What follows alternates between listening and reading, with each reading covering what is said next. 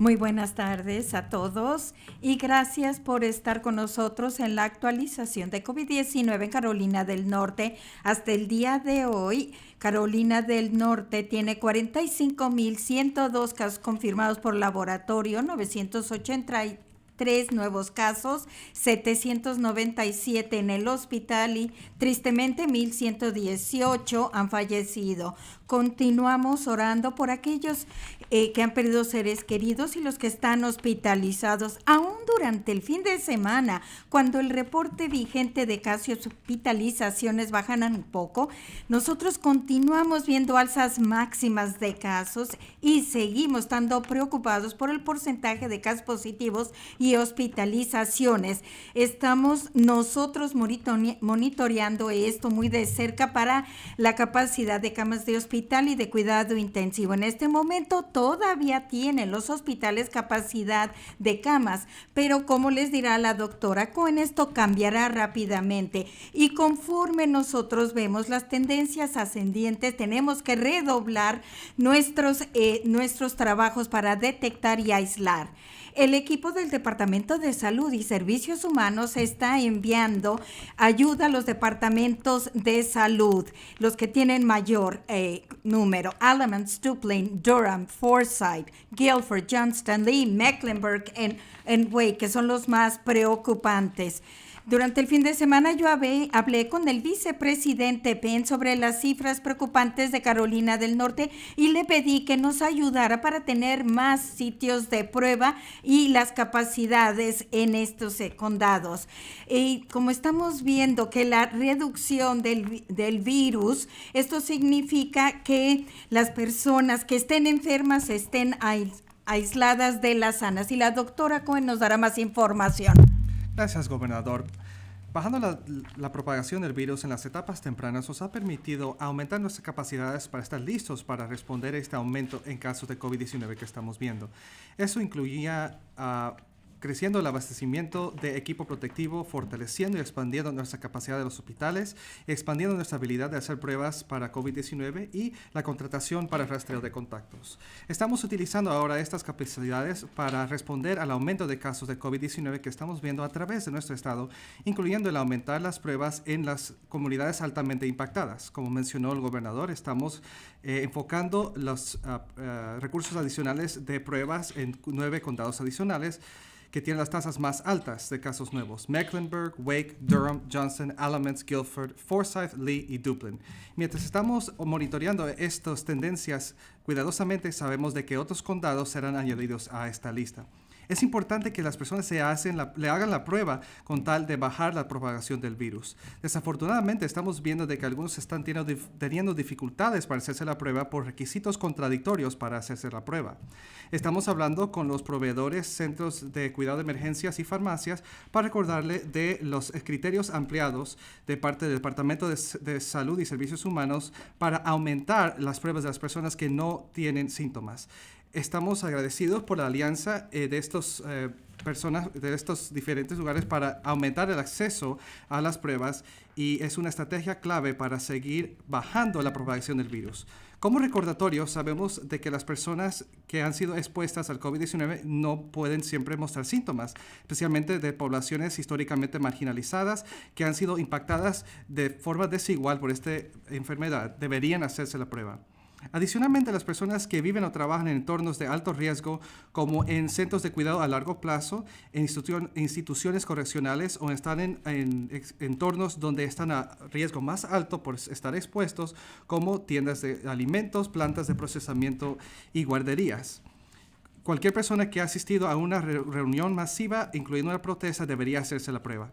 Si usted no está seguro si debería hacerse la prueba, debería visitar Verifica mis síntomas en nuestro sitio de internet para encontrar un sitio cerca de usted para hacerse la prueba. Hay más de 500 lugares disponibles en el estado. Ya cuando usted se ha hecho la prueba, recuerde de responder la llamada de su departamento local de salud para que usted puede asegurar de que otras personas que han sido expuestas reciben el apoyo y recursos que necesitan. Puede hacerse una idea de cómo es este proceso por nuestra nueva infográfica que delinea los procesos de pruebas y rastreo de contactos. Es importante de que usted se quede en su hogar y si usted está enfermo y quedarse en casa por 14 días si usted ha tenido contacto con alguien que tiene COVID-19. Tenemos que recordar de que tenemos el poder para bajar el nivel de este virus. Tenemos que poner de nuestra parte, hacer los 3 Ws. Póngase un tapabocas, espera a 6 pies de distancia y lávese las manos frecuentemente. Es la combinación de estas acciones que protegen a nuestros familiares y vecinos. Por favor, siga cuidándose a sí mismo y los que están a su alrededor. Gracias, gobernador. Gracias, doctora Cohen. Y nuestro centro de operaciones de emergencia sigue operando en respuesta a COVID-19. Un equipo muy dedicado de la Oficina Administrativa de Recuperación y Resiliencia, que se llama ENCORE, están enfocados en otra respuesta, la recuperación de huracanes. Algunos habitantes de Carolina del Norte siguen recuperándose de la devastación de los huracanes Matthew y Florence. Estas familias están lidiando con la amenaza de COVID-19 y al mismo tiempo están tratando de reconstruir sus hogares. A pesar del virus, el trabajo de la recuperación de huracanes continúa. El día de hoy, nuevo proceso de solicitud para propietarios de casas para obtener fondos federales y viviendas. El día de hoy, la Carolina del Norte ha otorgado 3.5 miles de millones en fondos estatales y federales para la recuperación de Matthew y Florence. Ya la Oficina de Recuperación ha identificado y ha aprobado más de 1,200 hogares para CDBG. El programa que inicia hoy, casi 2 años, 500 días después de que Florence tocó tierra, publicó el registro para los requisitos de cómo se puede invertir este dinero. Pero cuando el momento indicado llegó, Carolina del Norte estaba listo y entregamos un plan de acción dentro de 24 horas y fuimos el primer estado para recibir aprobación por nuestro plan. Sabemos de que nunca llega tan rápido como uno quisiera si ha sido afectado por un desastre, pero el trabajo diligente de ENCORE para actuar con rapidez va a significar que el dinero para recuperación va a llegar a las manos de las personas de forma más rápida. Ahora me gustaría pasar la palabra a Laura Hogshead, la directora de operaciones de la Oficina de Administrativa de Recuperación y Resiliencia, para compartir información respecto a qué significa este proceso de aplicación para los propietarios de Carolina del Norte. Laura. Gracias, gobernador Cooper. Y a nombre de todo el equipo de Carolina del Norte, de la Oficina Administrativa de Recuperación y Resiliencia, estamos muy orgullosos de estar bajo su liderazgo y para reconstruir reconstruir Carolina del Norte. Cuando esta oficina fue establecida en el otoño 2018, teníamos un trabajo muy desafiante. Muchas personas han estado devastadas por las tormentas. Ha habido se llevaron más de 500 días para que Washington pudiera dar la respuesta después de que Florence dio el toque a tierra. Desde entonces ha habido 542 millones de subsidios en bloque para el desarrollo comunitario y la recuperación de desastre. Sin embargo, NCORR no se quedó con los brazos cruzados, sino que ya está en la participación de planeación estratégica adelantada. Y como resultado fuimos nosotros los primeros en tener aprobado un plan de acción para 28 subvencionados. Esto me conlleva a un anuncio muy importante. NCORR ha abierto ya el nuevo proceso de aplicación Rebuild NC Homeowner Recovery Program. Este programa les va a dar asistencia financiera para la reconstrucción, para reparación o elevar hogares que hayan sido dañados por ambas tormentas. Este programa está disponible en 54 condados impactados por Florence o Matthew y se enfoca en las personas de ingresos bajos a medios. Nuestro equipo ha trabajado estrechamente con HUD para desarrollar un programa para incrementar la flexibilidad y ayudar a los sobrevivientes. Y es importante, aquellos que se están presentando ya anteriormente la solicitud y van a estar examinando las nuevas flexibilidades del nuevo programa. Debido a la pandemia, nosotros estamos ayudando a que sea más fácil la aplicación. Y ahora ya la tenemos disponible en Rebuild NC Gov. Y los sobrevivientes de las tormentas pueden recibir asistencia con el proceso de solicitud al llamar 833-ASK-RBNC. 833-ASK-RBNC o mande un correo electrónico a info@rebuild.nc.gov. Y cuando ya sea el momento y el riesgo haya bajado, abriremos 18 sitios para Rebuild NC en todas las comunidades impactadas. Y ustedes pueden ver cuáles son estos centros en rebuildnc.gov. Mientras que COVID-19 requiere que nos adaptemos al programa de recuperación, esto no ha reducido los fondos que se van a otorgar por los impactos de la tormenta. Y nosotros seguimos manteniendo el paso en NCORR a través del programa de Rebuild NC Program. 185.4 millones han sido comprometidas para la recuperación de Matthew. De estas, 646 hogares están en proceso de construcción y 359 están casi completados. Para más información para los propietarios, vaya a rebuildnc.gov. Gracias, Laura Hogshead. Y gracias a usted y su equipo por el duro trabajo y las largas horas que han dedicado para asegurar de que este dinero se mueve de la manera más rápida que nos permite el gobierno federal. Especialmente mientras estamos batallando el COVID-19, es bueno saber de que podemos seguir adelante con estas otras misiones críticas. Nosotros creamos NCORR, la Oficina de Recuperación y Resiliencia, como parte de nuestro manejo de emergencias, dirigido por Mike Sprayberry y Laura y Ryan Flynn y su equipo por ahí. Han hecho un excelente trabajo y lo han hecho de forma segura durante esta crisis del COVID-19. Y les quiero encomendar por el excelente trabajo que están haciendo en asegurar de que las personas que necesitan hogar los reciban. También acompañándonos el día de hoy está nuestro secretario de Seguridad Pública, Eric Hooks, y el director de Administración de Emergencias, Mike Sprayberry. Monica McGee y Brian Tipton son nuestros intérpretes de lenguaje de señas, y detrás de las escenas, Josiah Meléndez y Jasmine Metivio son nuestros intérpretes de español. Ahora vamos a tomar las preguntas de parte de los medios, y si usted podría identificarse a sí mismo y la organización a la cual usted pertenece. Gracias. La primera pregunta. Adam Wagner, de News and Observer. Esta pregunta es la prensa que hemos visto sobre Speedway en las últimas 2 semanas, y parece que con estas multitudes y va a haber más brotes en algún lado. Realmente no escuchamos mucho de esto, de los restaurantes, de eventos, de sitios. ¿Qué pasos se está buscando en el Departamento de Salud y Servicios Humanos para esto? ¿Usted cree que a lo mejor están pasando, pero no están siendo reportados? Respuesta: este tipo de comportamiento en multitudes realmente preocupa a los expertos de salud y epidemiólogos. Y en tanto que les decimos a las personas que eviten, si es que pueden estar en multitudes, y si lo están, ya sea en el interior o en el exterior, recuérdense llevar un cubrebocas, esperen a 6 pies de distancia y lávense las manos frecuentemente. Pero permítame que la doctora Cohen le responda más. Respuesta: gracias.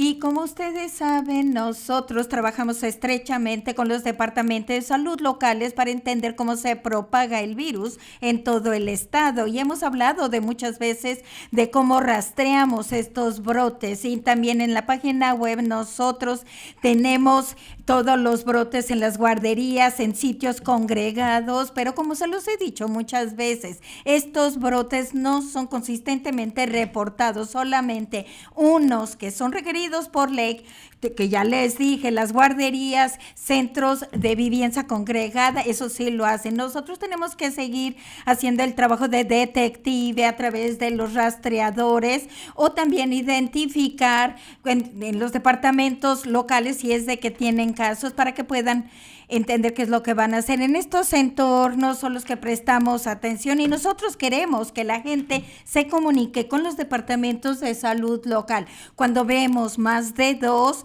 este es un brote y 5 es un grupo. Tiene que ponerse en contacto con el Departamento de Salud local para poder dar seguimiento al rastreo, para cerciorarnos de que las personas están tomando las medidas adecuadas, limpieza adicional, un cierre temporal, o para cerciorarnos de que nosotros no veamos más propagación.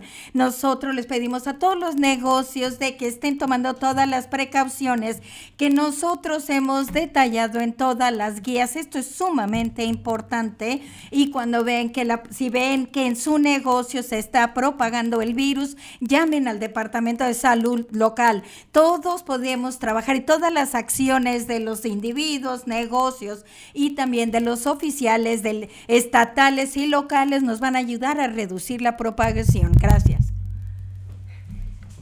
Gracias. Próxima pregunta, por favor. La próxima pregunta es de Chandler Morgan, de WTV.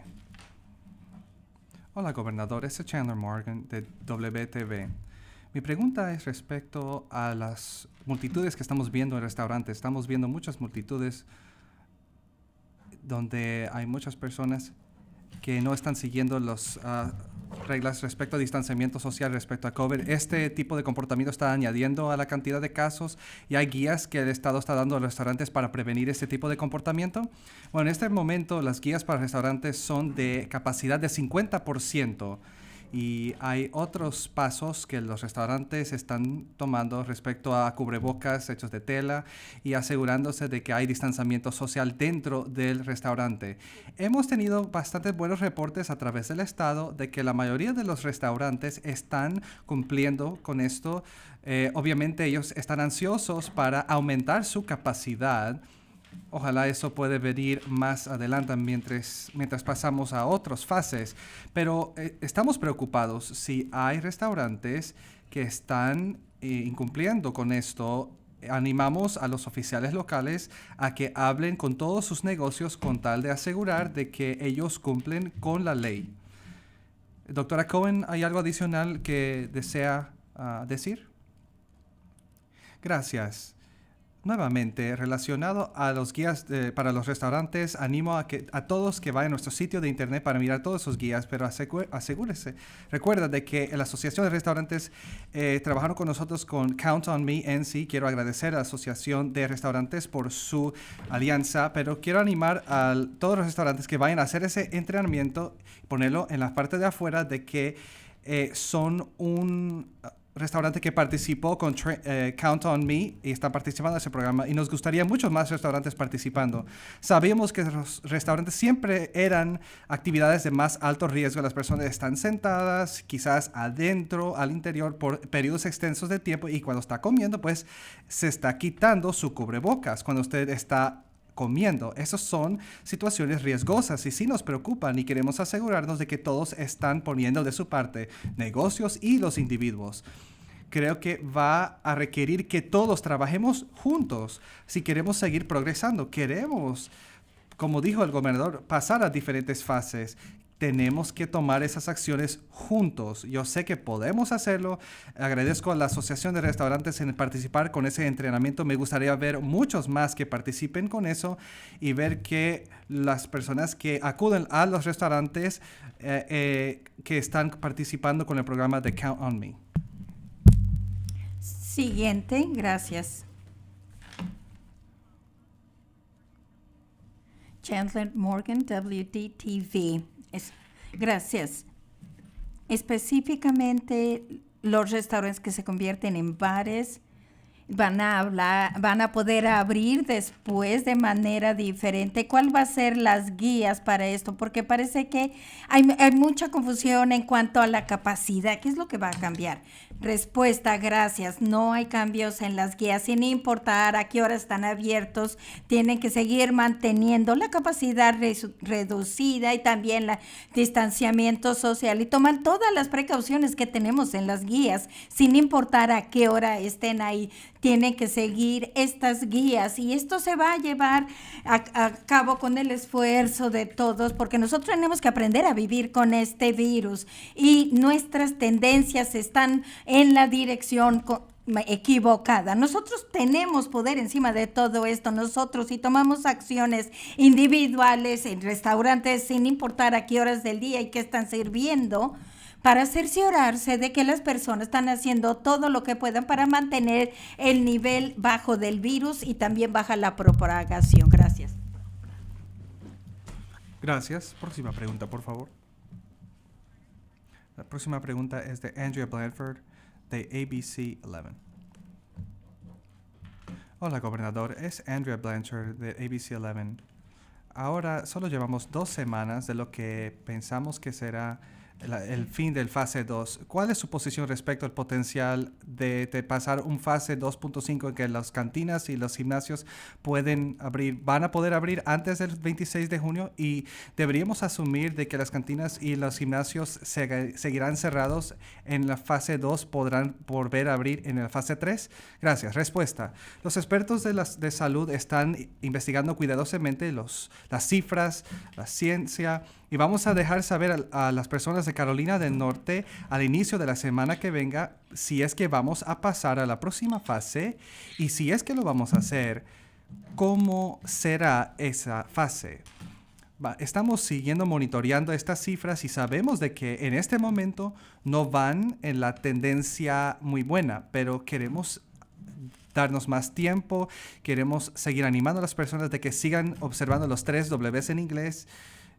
Y queremos seguir adelante para aplanar la curva. Gracias. Próxima pregunta.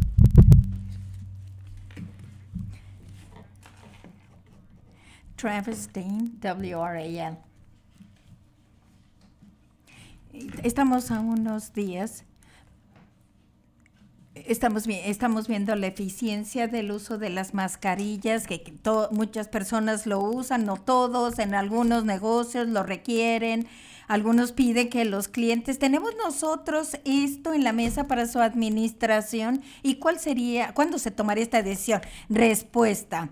Estamos conversando sobre esto en este momento con respecto si nosotros hacemos que el cubrebocas sea obligatorio y de qué manera lo vamos a hacer. En este momento son obligatorias para los empleados y los que están para los centros, por ejemplo, de uñas, salones de belleza.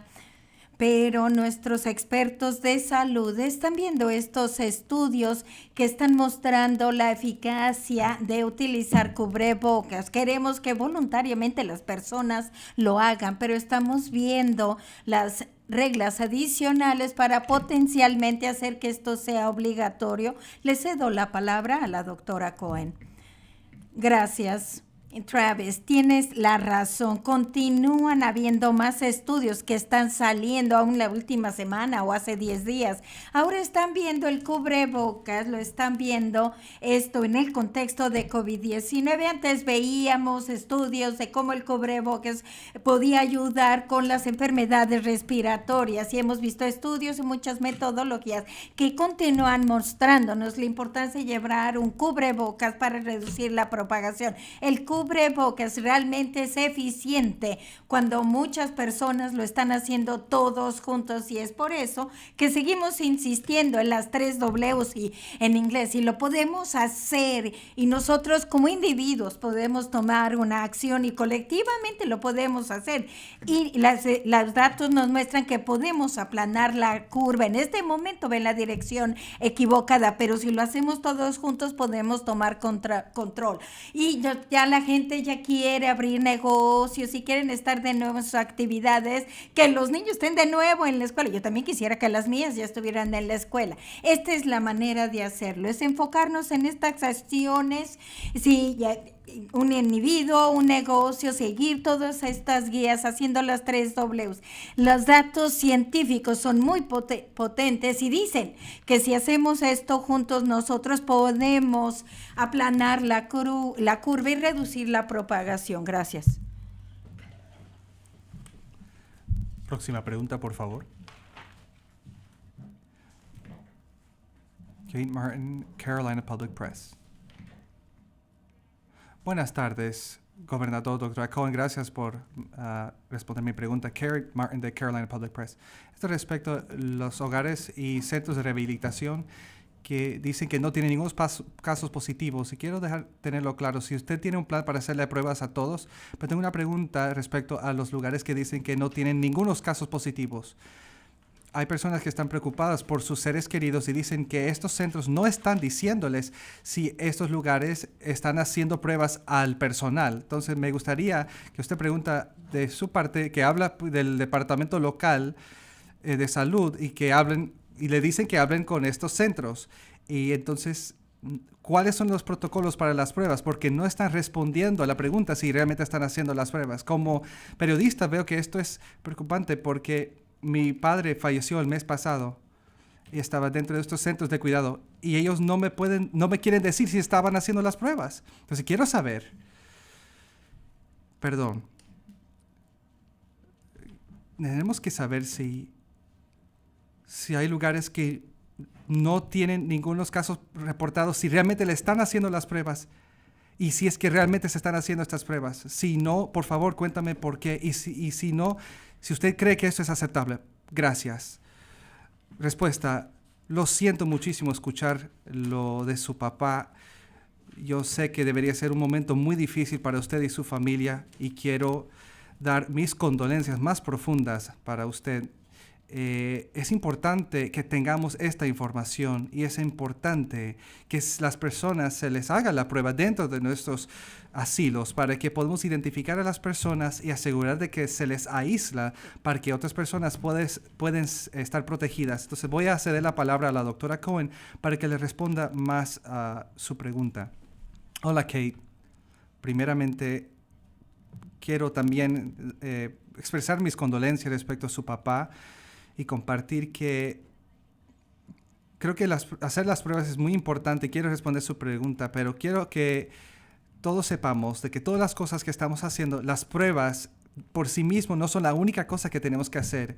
Por eso tenemos que tener una estrategia comprensiva, o sea, no solamente para las personas en nuestros centros de cuidado a largo plazo, pero también en todas las esferas. Es muy importante de conectar los puntos de respecto a lo que sucede en los restaurantes y lo que está sucediendo en nuestros centros de cuidados de largo plazo.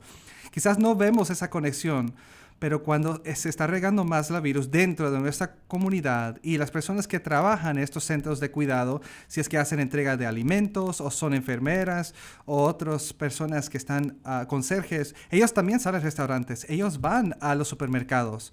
Entonces, cuando hay más propagación del virus, las personas que trabajan en nuestros centros de largo plazo se están exponiendo más a menudo dentro de la comunidad y luego traen ese virus a esos centros de cuidado a largo plazo, porque sí queremos hacer las pruebas, porque es muy importante, porque muchas veces uno puede tener el COVID-19 y no presentar síntomas. Eso es lo difícil. La persona que está sirviendo la comida en uno de estos centros de cuidado puede estar de lo más bien y puede salir como se les permite, ir a un restaurante en su comunidad la noche antes o 2 semanas antes.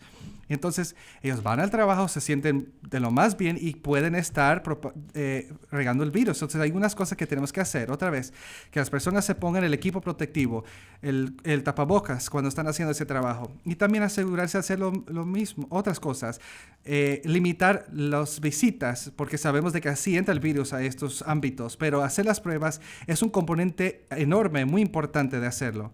O sea, no solamente estamos haciendo pruebas cuando hay un caso, o sea, no estamos esperando esperando que haya un brote, sino que son 2 casos. O sea, si hay un caso que se ha reportado, hacemos prueba a todos, el personal y los residentes, a todos se le hace la prueba. La pregunta es, ¿vamos a hacer pruebas proactivas cuando ni hemos visto que el virus está ahí? Lo que nos hemos comprometido para los asilos es de hacer esas pruebas proactivas. Ahora, es difícil, no es algo fácil, no se va a hacer de un día para otro, pero ya lo hemos hecho dentro de nuestro estado, en nuestros centros de cuidado que dirige el Estado. Lo estamos tratando de hacer en todos los diferentes centros en todo el Estado. Cómo podemos dirigir los recursos, el tiempo, las personas y también los desafíos financieros para que eso sea posible. Entonces, las pruebas son muy importantes, queremos hacerlo, pero quiero hacer esa conexión muy importante, que no solamente son las pruebas lo que va a ayudar aquí.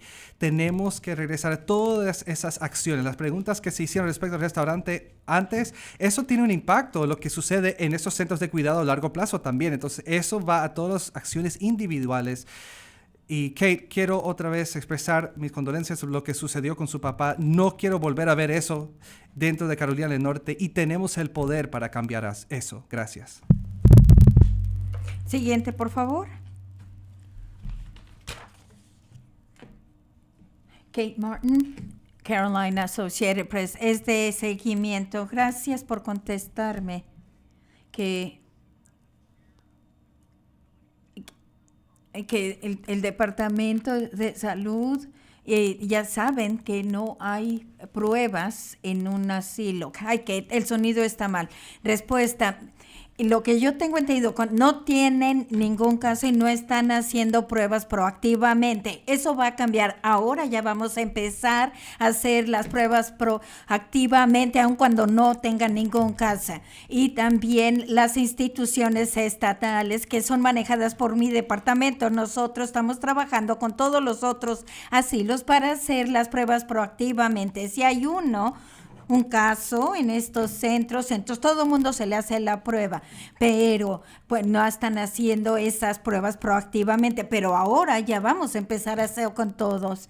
Y lo hicimos para nuestros centros estatales y también en los de enfermeras especializadas. Gracias. Gracias, Kate. La siguiente, por favor.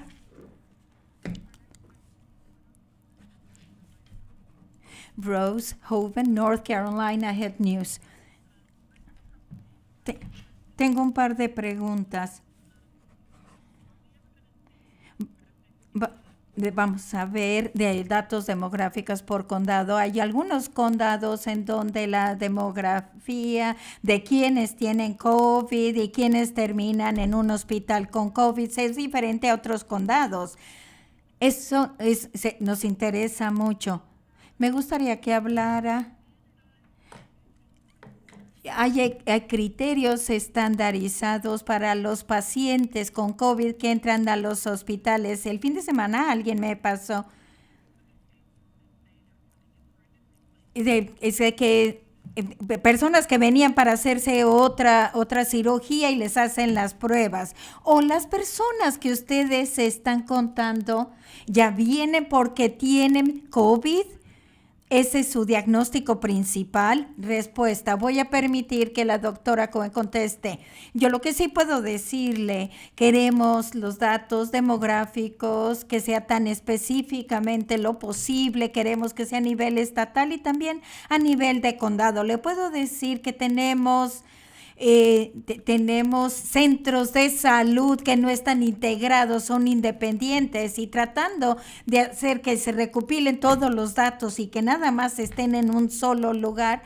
Este es un ejercicio difícil y todavía hay ciertos reportes que nos gustaría tener, pero no estamos recibiéndolos. Pero estamos trabajando ahorita para cerciorarnos que toda la información demográfica sea reportada a nosotros. Y nosotros hablamos con frecuencia en nuestras reuniones, y cómo hablamos de cómo diferentes lugares están seleccionando información sobre pruebas y cuántos tenemos nosotros que reintegrar para el Estado. Le voy a decir a la doctora Cohen que nos conteste esto. Respuesta. Hola, Rose.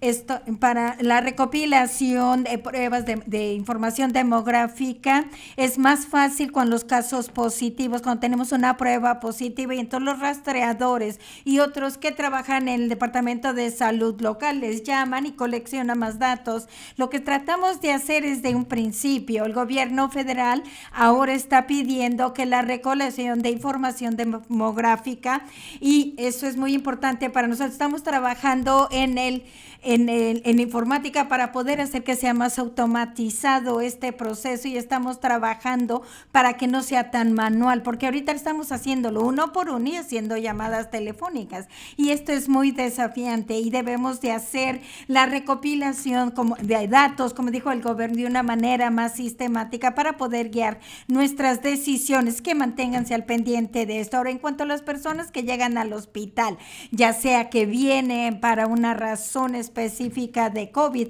o después se descubrió que eran positivos para COVID-19, nosotros les pedimos que en los hospitales nos digan cuántos están en las camas con COVID-19. Entonces, a lo mejor hay personas que vinieron por otra razón, pero yo quiero recordarles que de este virus estamos empezando a entender todas las maneras en que se puede presentar este virus.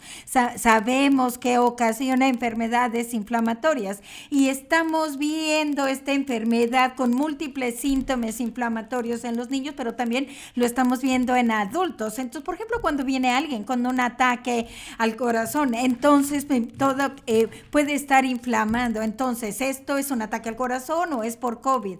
Yo no sé si esta distinción tiene una diferencia clínica en este momento. Lo que queremos hacer es el rastreo al número de camas que se están usando, porque queremos cerciorarnos de lo que estamos viendo en el sistema de hospital, que no se sobrecargue. Continuaremos dándole seguimiento a la información, y creo que es importante, si alguien está en el hospital y tiene COVID-19, no nada más por su patrón clínico, sino también para aislarlos y cerciorarnos de que no están con otros pacientes que no tienen COVID-19, y estamos viendo que se propague el virus a través de en los hospitales. Es muy importante hacer las pruebas tan pronto llega alguien a un centro de atención para poder nosotros controlar la infección y la prevención del virus. Espero que yo haya llegado al fondo de la pregunta. La siguiente. Siguiente pregunta, por favor. Es de Haley Fixler. Mi pregunta es respecto a las personas que estaban protestando y haciéndose la prueba. Ha habido esfuerzos para que se hagan las pruebas, pero al pasar la tercera semana de protestas, si hay información respecto a estas personas que salen positivos de COVID-19 o si están propagando el virus, o sea, algunas tendencias. Bueno, respuesta. Creo que usted tiene un grupo en masiva, y hay muchas personas que no están practicando el distanciamiento social, no están poniéndose el tapabocas. Hay una gran potencial para la propagación del COVID-19. La doctora Cohen quizás pueda tener alguna información respecto a si hemos rastreado algunas protestas en particular a las infecciones de COVID-19. Normalmente los rastreadores de contactos en estas situaciones estarán haciendo ese rastreamiento y dejándole saber a las personas saber de que quizás no nos llamaría la atención específicamente, pero que queremos que las personas que se hagan la prueba, si han estado en cualquier tipo de multitud, por la probabilidad más alta de que se puedan infectar. Doctora Cohen, ¿quisiera añadir a eso? No. Gracias. Próxima pregunta, por favor. La última pregunta para el día de hoy, Eric Stanford, de Charlotte Business Journal. Gobernador, tengo curiosidad. Usted mencionó antes la importancia de utilizar los datos y ciencia para reabrir la economía. Dado lo feos que han sido estos números esta última semana, no sé si usted ha pensado respecto a retroceder un poco, y quizás no lo ha hecho porque quizás las personas ya para ese punto ya no van a hacer caso porque desean salir. Bueno, tenemos 3 iniciativas principales aquí. Queremos asegurarnos de que cualquier persona que se enferma con COVID tenga una cama en el hospital, un ventilador y una cama de cuidados intensivos si hace falta. Número 2, queremos bajar la propagación del virus. Y 3, queremos acolchonar nuestra economía. Hay muchos de nuestros negocios que están abiertos y muchas cosas que están impulsando a nuestra economía. Todavía tenemos algunas restricciones que potencialmente podemos aligerar mientras seguimos adelante, pero estamos analizando estas cifras y sí nos preocupan. Ya para el primero de la semana que viene vamos a estar anunciando nuestra decisión basado en los datos científicos y basado en los expertos de salud, si es que vamos a pasar a la próxima fase que comenzaría el viernes de la semana que viene, y si es que lo vamos a hacer, ¿cómo va a ser? Eso es lo que estamos haciendo en este momento. Nosotros creemos que podemos tomar control de esto. Animamos a las personas que sigan practicando las 3 Ws. Estamos investigando a ver si podemos ayudar a hacer que más personas utilicen el tapabocas, porque yo creo que podemos aplanar esta curva y podemos prevenir que salga este segundo aumento. Yo creo que podemos hacerlo. Estoy pidiendo a las personas de Carolina del Norte, trabajemos juntos para que podamos seguir adelante a quitar las restricciones. Al haber dicho eso, siempre haremos lo que es para la mejor seguridad y salud de los habitantes de Carolina del Norte. Próxima pregunta. Eso fue nuestra última pregunta, gobernador. Les agradezco a todos a estar en línea con nosotros y agradezco el duro trabajo que están haciendo ahora a luchar en contra de la propagación del COVID-19. Sigan adelante. Muchísimas gracias.